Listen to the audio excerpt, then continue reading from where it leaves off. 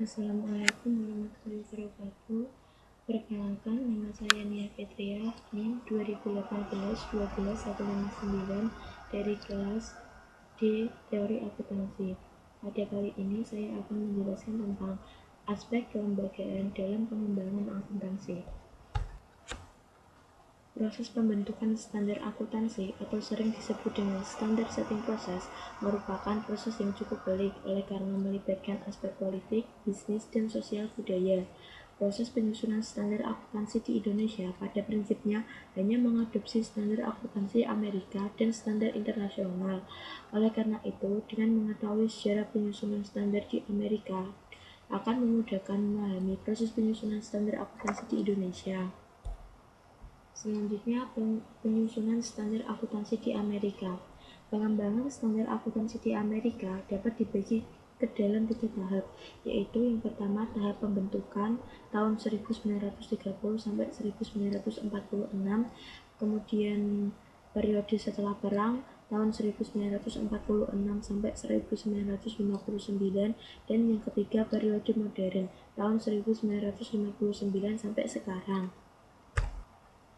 Selanjutnya, periode pembentukan. Dalam periode pembentukan 1930 sampai 1946, usaha pertama yang pengembangan standar akuntansi dimulai dengan adanya persetujuan antara American Institute of Certified Public Accountants dan New York Stock Exchange untuk mengembangkan prinsip-prinsip akuntansi yang harus diikuti oleh perusahaan yang terdaftar di New York Stock Exchange. Hasil dari kerjasama ini adalah format draft yang disiapkan oleh komite AICPA dan disetujui oleh komite NYSE pada tanggal 22 September 1932.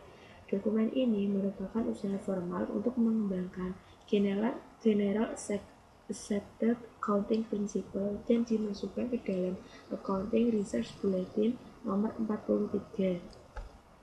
Selanjutnya, Komite Akuntansi tahun 1936 sampai 1946. Yang pertama dimulai dari 1936, yaitu mengganti AICPA yang dibentuk pada tahun 1933 dengan Komite on Accountants Procedure CAP pada tahun 1936. Kemudian tahun 1938 sampai 1939 kegiatannya yaitu menerbitkan 12 Accounting Research Bulletin, dan pada tahun 1939 CAP menerbitkan prinsip akuntansi yang memiliki dukungan otorisasi. Dan yang terakhir tahun 1939 sampai 1946 ini tidak menghasilkan prinsip akuntansi yang komprehensif. Selanjutnya, periode setelah perang tahun 1946 sampai 1959. Setelah Perang Dunia berakhir, itu terjadi bom ekonomi di Amerika. Industri-industri memerlukan tambahan modal yang sangat signifikan untuk ekspansi usahanya.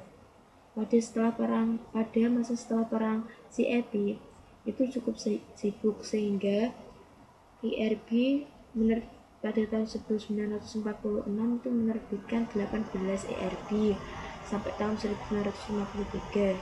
CAP gagal menyusun rekomendasi positif berkaitan dengan prinsip akuntansi secara umum yang mengakibatkan suplai berlebihan dari standar akuntansi. Sebagai konsekuensinya, CAP menerbitkan ERB 32 yang merekomendasi penggunaan konsep current operating performance.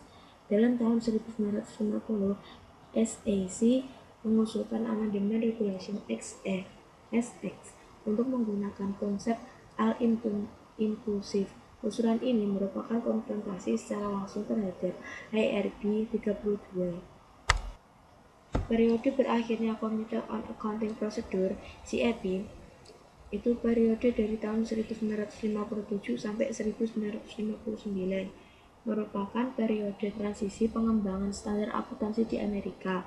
Pada tahun 1957, AAA mempublikasikan statement yang mendasari konsep dan definisi standar akuntansi dengan pendekatan deduktif Dalam pertemuan tahunan EECPA tahun 1957 dibentuklah Special Committee on Research Program.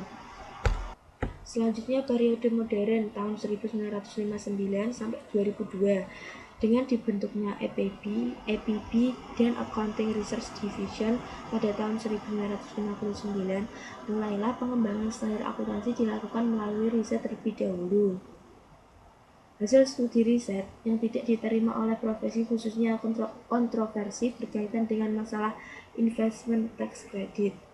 Itu ada dua alternatif pendekatan terhadap investment tax credit, yaitu pertama, mengakui tax benefit pada saat diterima yang didesain dengan flow-through method, dan yang kedua, mengakui tax benefit selama umur aktiva yang disebut dengan deferred method.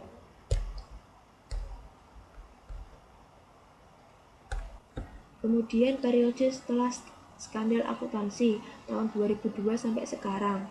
Di era ini ada berbagai kasus skandal bisnis accounting fraud yang terjadi di beberapa negara dan di beberapa perusahaan besar. Contohnya itu seperti Sunbeam, Kmart and Ron Workham, Global Crossing, BCCA, Maxwell, Polytech, dan H&H Insurance di Australia, menyadarkan badan berwenang untuk melakukan informasi berkaitan dengan praktik akuntansi. Ada dua, yaitu aturan dalam Sarbanes-Oxley Act 2002 dan The Public Company Accountability Oversight Board.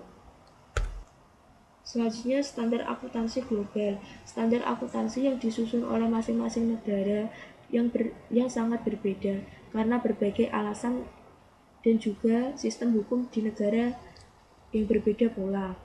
Perbedaan standar akuntansi ini menimbulkan beberapa macam masalah. Untuk mengatasi masalahnya, maka dibentuklah IASC dalam tahun 1973. Selama tahun 1973 sampai 2001, IASC telah menerbitkan 41 IASS. IASC tahun 2001 itu mengorganisasi dan membentuk standar setting body yang baru dan dikenal dengan IASB. IASC sekarang bertindak sebagai payung organisasi seperti FAF di Amerika Serikat. Tujuan IASB mengembangkan satu standar akuntansi global yang mempunyai kualitas tinggi, dapat dipahami dan dapat diterapkan untuk membantu para pelaku pasar modal dunia dan pemakai yang lain untuk membuat keputusan ekonomi. Standar akuntansi global itu ada 4, yaitu The IASC Foundation, yang kedua The International Accounting Standard Board, yang ketiga International Financing Reporting Interpretation Committee, dan yang terakhir The Standard Advisory Council. Terima kasih, sekian presentasi dari saya. Apabila ada kesalahan kata ataupun dalam pengucapan kata, saya mohon maaf sebesar-besarnya. Wassalamualaikum warahmatullahi wabarakatuh.